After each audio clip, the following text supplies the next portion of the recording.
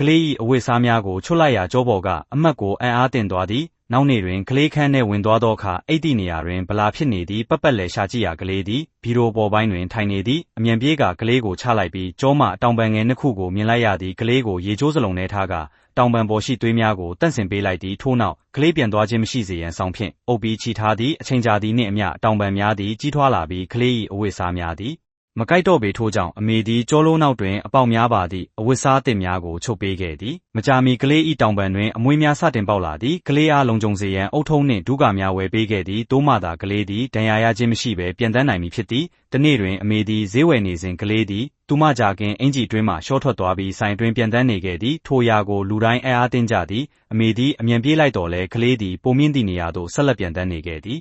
မကြာမီရဲများရောက်ရှိလာပြီးကလေးကိုဖမ်းရန်စ조사ကြတော့လဲကလေးသည်အလွန်မြန်သဖြင့်နောက်ဆုံးတွင်မိတွေကိုပိတ်လိုက်ရသည်ထိုအခါမှကလေးသည်အောက်သို့ဆင်းလာပြီးနောက်ဆုံးတွင်ကလေးကိုဖမ်းနိုင်ခဲ့ကြသည်